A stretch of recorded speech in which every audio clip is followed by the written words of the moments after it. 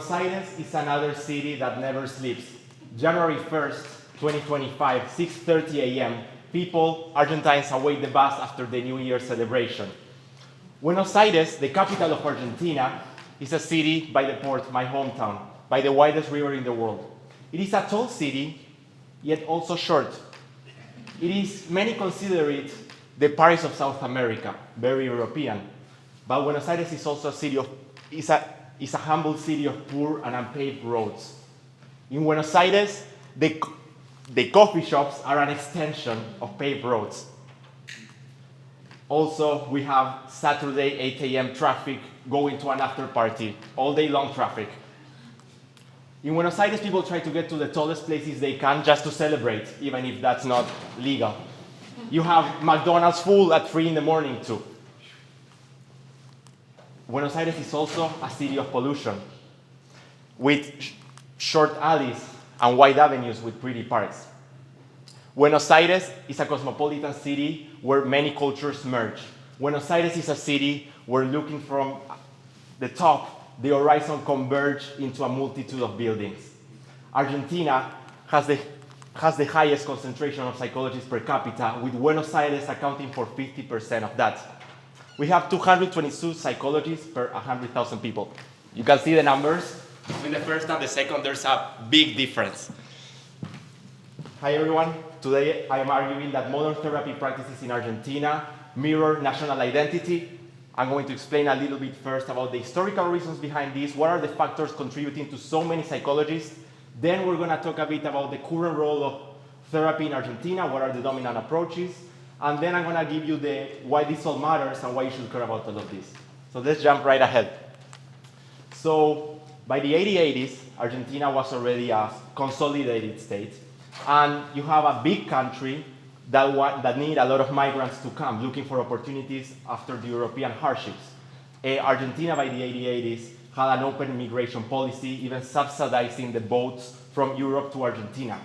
What happened then is that a lot of people arrived, 65% of them settling in Buenos Aires, of around 4 million people in the 80s, and a lot of these immigrants, especially Italian and Spanish, were marginalized, were part of the working class. And to reckon with this melancholia of leaving your country, they ended up emerging on the streets of Buenos Aires, tango.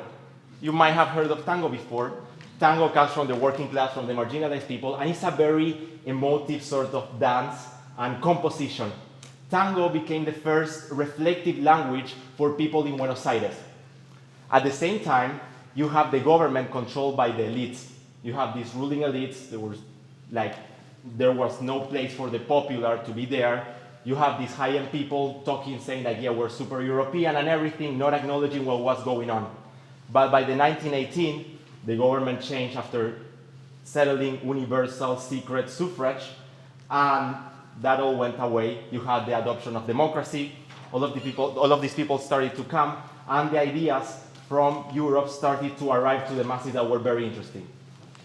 When that happened, you have a big group of literary people, literary intellectuals, coming to Argentina, interested in the European ideals. You can maybe know, for example, Jorge Luis Borges. They will meet at literary cafes, have all of these discussions, have these literary magazines. And that's when first Argentina was receptive to the European ideas from Freud, for example. All of this psychology that goes on. But this was not exempt from the popular interest, because Argentina has a long tradition from indigenous culture of parapsychology, healing, and all of this was captivating to the people that was trying to understand how do we make sense scientifically of all of this. So it was permeating all of society, and by the 1930s you have many editions of a Freud biography republished in very cheap editions. Then by 1930 we had our first military coup of the century. And what happened is that psychology became so interesting to everyone because it had so many interpretations. People could take it on a leftist way, on a rightist way. It was used as a tool for social order with educational purposes. So there was a lot going on, and there was not a regulatory entity at the time, which caused a lot of social fragmentation. And by the 1940s, the dictatorships were over for a while. And what happened there is that you have this regime that one of their enduring legacies is the implementation of tuition-free higher education. high-quality tuition-free education, accessible to all, regardless of nationality. So you have this boom of people coming for the education, interested, some of them in psychology, but it was high quality that was not seen before. And you also have the implementation of the first regulatory entity around psychology, the Argentine Psychology Association. Then, by the 1956 and forward, you have the Department of Psychology formed in the University of Buenos Aires, one of the highest quality in Latin America, and you have a lot of that going on, but that was intermittent with over 6 dictatorships that happened throughout the 20th century in Argentina. What that meant is that there was a lot of social reshaping going on. But regardless of that, even on the latest dictatorship that was the fiercest, people at this time were so settled with the idea of psychology and the idea of education that has been created throughout the century that when it was repressed, people would meet on clandestine study groups, and these were called the University of the Catacombs. And many of them also suffered repression for that. And then by 1983, we had the last return to democracy. And what happened then is that there was a boom of sciences in general to try to reckon with the past of a nation that has been erupted like politically so much. How do we move forward from here? How do we make sense of all of this?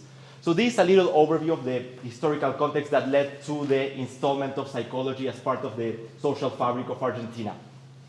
Now, when we think about psychology nowadays, in Argentina, it's mainly talking about psychoanalysis, but particularly Lacanian psychoanalysis. Psychoanalysis parts from Freud on the idea that you should believe in something you cannot see, the unconscious, but what Lacan did by the 1960s when it got popular in Argentina is reframe it as a language on its own. The unconscious is not this thing just tamed by the ego and all of this stuff, but it has its own grammar, logic, and structure that we can comprehend. So he was really interested in this idea that really got to the Argentine people. And since the 1960s until the 2010s, it was the dominant approach in Argentina. Lacanian psychoanalysis takes usually 20 years to do this. It's not about finding answers so much as it is about getting more questions out of it. It's by understanding your own existence, a practice of self-questioning all the time. So that's something that was really interesting to Argentines because we live in so much incoherence all the time, changing governments all the time, having economic crises even now. And then from the 2010s forward, a new approach became more dominant in Argentina, cognitive behavioral therapy. This is the dominant approach currently in the USA. And what these new wave therapies propose is a more of a short-term solution. We shouldn't focus on the whole. When you think about psychoanalysis, it's just too unconscious, too incoherent. You give me what's your problem, we have a psychoeducational session first, and then more or less in 2-3 months, you can resolve that problem and go back to your fast-paced real life, which is more in accordance to how life works nowadays. I talked with a bunch of psychologists in Argentina and psychology students in Argentina, and they mentioned pros and cons for both. In Argentina, in public education, the most predominant method still remains psychoanalysis, but there's been some inclusion of cognitive behavioral therapy. And since the COVID pandemic, people started to prefer cognitive behavioral therapy because they realized we have these immediate problems that comes to us, and we need to solve it to go back to all the productivity. So with all of this information in hand, I identified 3 factors that made psychology so prominent in Argentine culture. First is the education and regulations. All my interviewees agreed on this, like just having the free tuition education, high quality, makes an incubator of psychologists. And that's what happens. But the other thing is that if you only have your undergrad, you can already practice psychology in Argentina. You can already have patients. Usually it's common to shadow a little bit, but it's not necessary. Compared to the USA, where you should do your PhD, you should take all of these big tests. So that's very different to start with. Second, I believe that we have a very introspective culture from the point of we greet everyone with a kiss on their cheek, regardless if you really know them or no. It's just a thing we have developed. And I can trace that back to this idea of the tango of the immigrants. This idea of the tango as a reflective thing that was so immersed into the culture and that we can still see today on people just going for cafes, staying so late, just hanging out with each other, just having those conversations going rather than focusing so much on the productivity of all. And then the constant national crises, especially the dictatorships, now a lot of the economic crises, but having to wrestle with all of this uncertainty all the time makes you want to better understand what's going on. And Argentines, we're talking to interviewees, are very curious in understanding the roots of the problems, even if that takes a long time. Just like trying to grapple with reality, even when it doesn't make sense, which many times it doesn't. So, for why you should all care about this, what I acknowledge is that since the COVID pandemic, we have been exposed to a global paradigm shift. We cannot really tell when they're happening, but the pandemic really gave us a glimpse into that. We realize the social fatigue we live under. We realize the need for community-based solutions. We just cannot keep going so productive, then we stamp into a wall, and then you see all of these people dying. And what I believe is that the way to move forward is to be intentional with following this change, this shift for more community-oriented actions. And what I believe that is so important is not to do a prestigious internship, get all of these jobs to make that change happen, but just the simple act of talking to one another, recognizing who is in the room, how are you, having some real conversations. And I believe that the way forward for a more community-based world is by learning the art of talking. Just by learning how to talk, giving your time, your attention to someone else is so valued today. It's so valued in this fast-paced reality. And it's really hard to grapple with the fact that, well, talking with some people here, I realized that Americans, many of them, are born to work. And the reality should be that it should be reframed, and I believe that's the job of my generation, and we should reframe intentionally that we need to live a life, we need to reframe the work-life balance to live a fulfilling life, and the work is just a means for that, and that's really hard to understand, more with the pressures that you get in college, higher education people in high positions that have all of these expectations, but if we can change all of this together in a long time process, as it was for Argentina to get psychologists, we'll be living in a better world. Now I want to end by showing these two people. So these are two sons of migrants. On the left you have Bruno and Fusaro from Polish and Italian background. On the right you have Dante Ranucci from Italian background. And the art of talking is so important because my friend Dante passed away a month ago, and you really don't know when people leave. And that's what the COVID showed us all. So that's why it's so important, and I want to stress with all, just go to each other, talk honestly with each other, know when to stop the work, to do what matters, because when you don't realize, life just keep going. Thank you so much.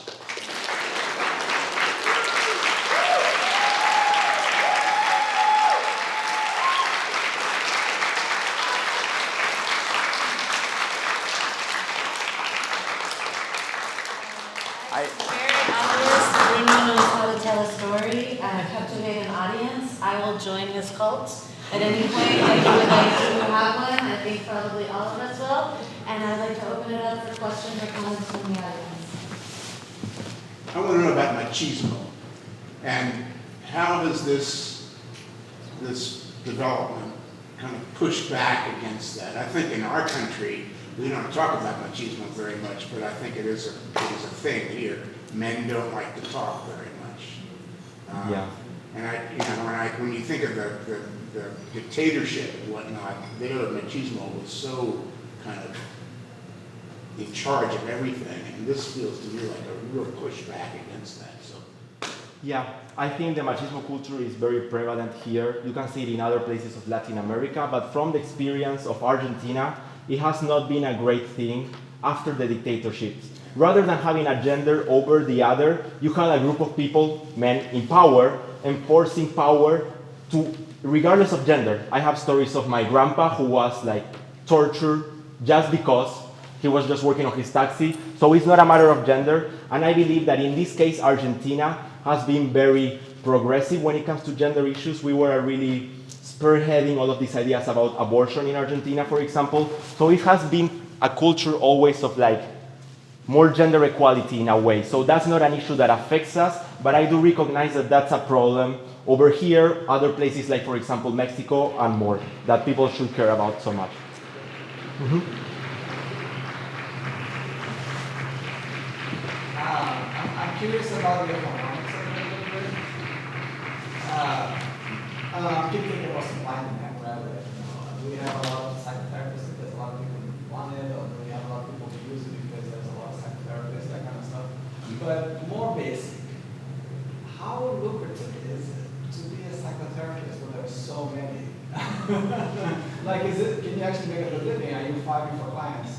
And related to that, does the healthcare system fund psychotherapy?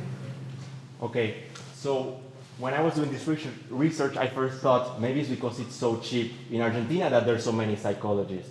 And what I realized is that because it's mainly based on psychoanalytic tradition that is 20 years, the sessions might feel cheaper, but on the long run, it's gonna be more expensive than just having it for 2 months. So rather than charging you a lot for a little time, they charge you less for you to think that that's not gonna happen.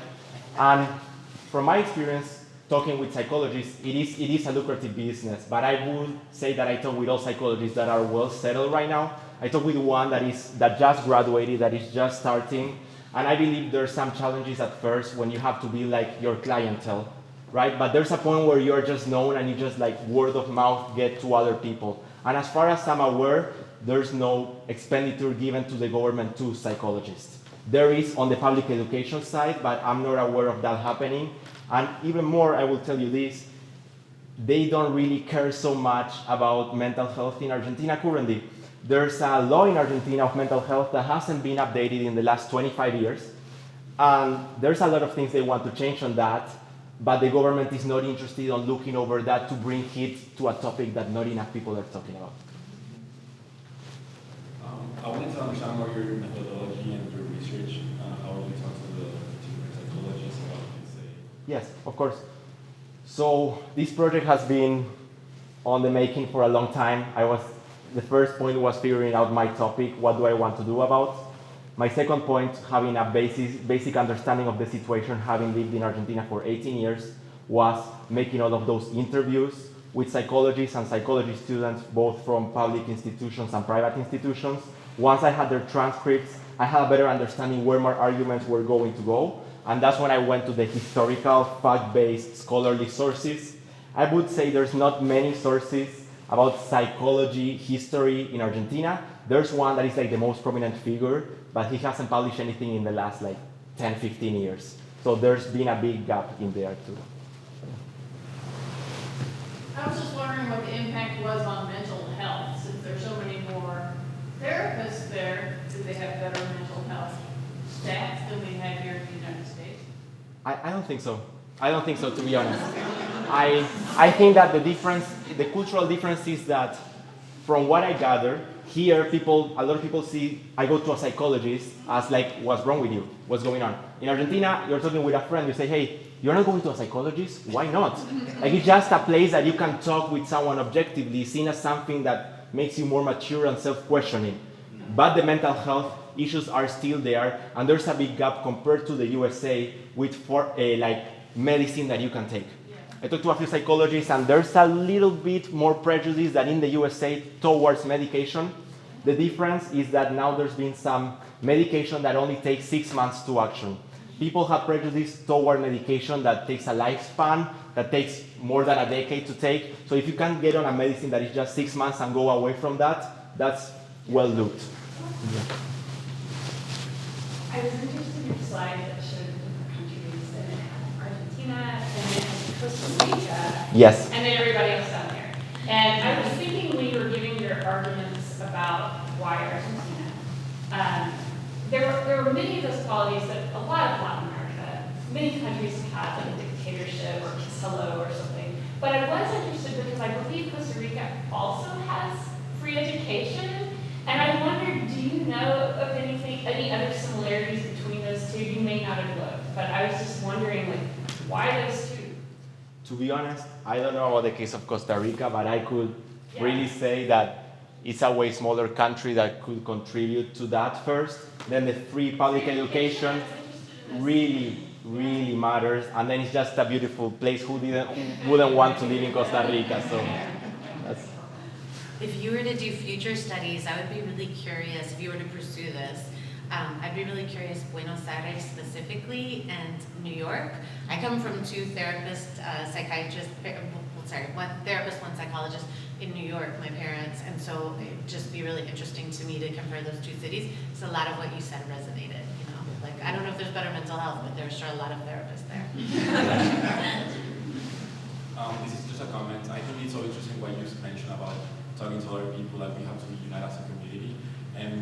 right now they're trying to implement neurostimulation devices to help people with their depression and anxiety problems without the need of just speaking to someone. So what do you think about that based on your research and based on how you talk? I think that anyone that needs these devices is great, but I think we can still all practice the art of talking. It doesn't have to be necessarily like by word, but the basic point of all type of approaches in psychology is always dialogue. It all starts with dialogue. Can you make that trust with the patient? Are they gonna bring you reliable information? When you're on a session, you might say, no, yeah, this happened to me, but I don't really care, it's a joke. The therapist is gonna tell you, wait, stop a minute. What is it that is a joke? Tell me a little bit more.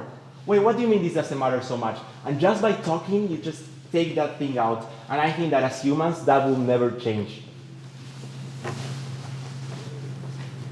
You mentioned that in our because growing up here, going to a psychologist or therapist on a regular case almost seems like a thing of privilege, right? And you mentioned in Argentina that if you're not going to wonder, like, why aren't you seeing one, right? Is that only for a certain economic class? Because you showed some pictures of, Argentina being a little bit more impoverished in certain parts. So what's that like? So I would say there's always, it's more for one class, but still, I talked with a psychologist, for example, that she had a few pro bono patients, and what she told me that she was surprised is that there's this woman, she's 40 years old, she just worked cleaning this house, she didn't have a lot of education, and she came to me in the session and told me, I had this cathartic experience today. And the psychologist was wondering, how does she know the term cathartic? It's so ingrained in the culture.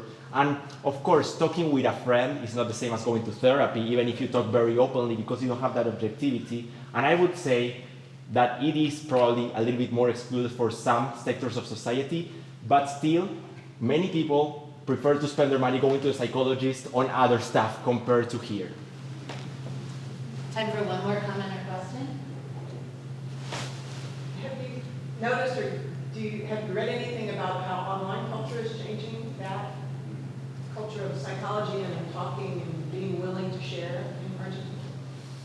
I think it's so ingrained in the culture that there's always a willing to share.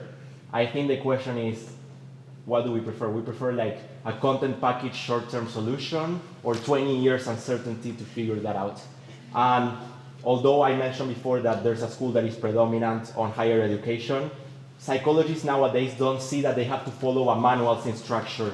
They can rather take from different approaches to create their own version. So there's a big mix on that. And I think social media, in a way, is helping. For example, for me, I used to go to a therapist when I was here, and I was seeing on video calls someone from Argentina that could understand my culture. And if it wasn't for that, I wouldn't have been able to have that experience. Thank you so much. Another hand?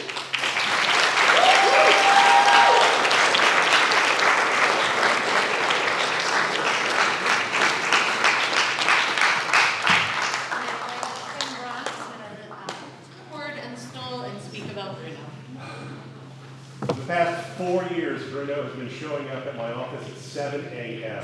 for dialogue.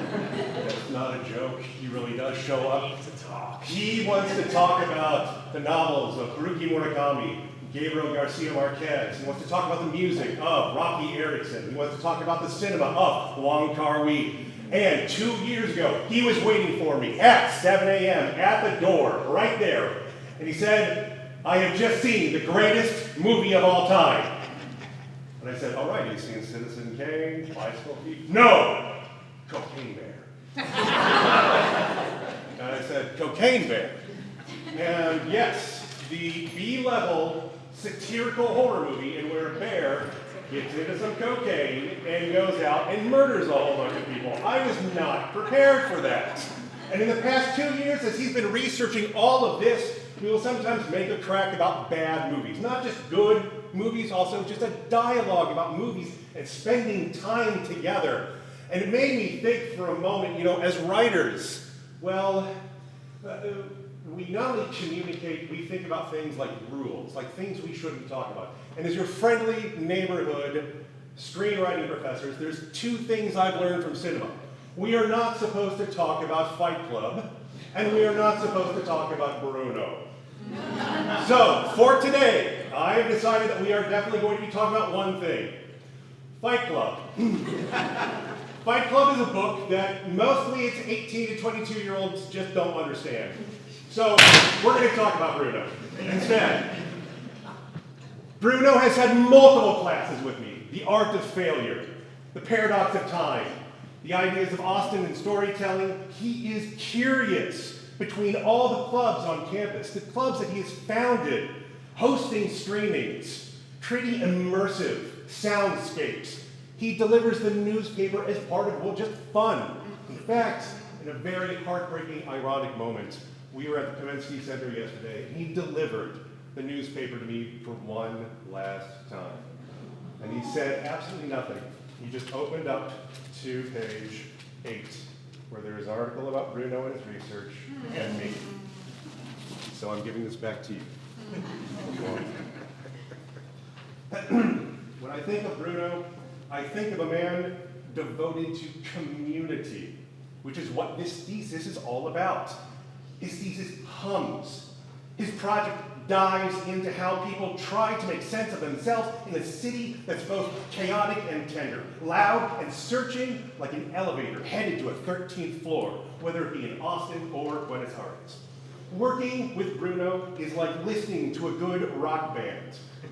Themes start to layer, motifs come back, and suddenly you're in awe of the architecture of it all. His writing is ambitious, funny, fearless, an exploration of identity, ready to challenge the lazy ideas or throw on a record that changes the vibe completely and totally. With Bruno, nothing is impossible. When learning recently that a museum in Paris had been, well, heisted, if you will, and only a week later, some very rare tortoises were also stolen from the Indianapolis Zoo, we spent, of course, those 7 a.m. meetings joking around that maybe we should try some heists. And when I said, what should we steal? He, of course, said, I'm going to go to Baylor University and steal a bear. And I said, no, we're not going to go steal a bear. So he went to ChatGPT, and he says, how do you steal a bear? And luckily, ChatGPT said, that would be a poor choice. However, ChatGPT also said, however, I can teach you how to trap a bear. And that's when I left the room, because I knew he was on to something. Oh, there's no way we can do this. I believe that there's just one thing that we want all of students to have when they leave St. Edward's University: faith, community, don't steal bears. Bruno, thank you for reminding us that the art and thought of groove together, that you analyze Freud and still keep Rocky Erickson in your heart. Your writing is something brave and beautiful, and I couldn't be more proud. As you move forward in life, this community that you are so valuably part of, we will stay with you with any adventure you go on, and you will be with all of us. But there are going to be days in where you are going to have a hard time. And I don't want you to go alone. So, I got you this bear. Thank you. But it's not just any bear. No. It's a Coca-Cola bear. Don't forget the cord and stole. Oh, yeah, there. Coming. It's coming. But see, Pockets are deep. it being a community, of course, with Bruno wanted to get matching tattoos at the end of this. And my wife said that would be a poor choice. Thank you. Thank you. Yes, and I agreed. So we came up with a different idea. For all of you today, if you so want, we got temporary tattoos if you would like. You don't have to put them on, but we'd like for all of you to walk out of here with something to think about Bruno with. And with that said, are you ready? I'm ready. You sure? No. But it's okay. I have made many poor choices in my life. Mostly it's the way I dress. But being your mentor was the best choice I ever made.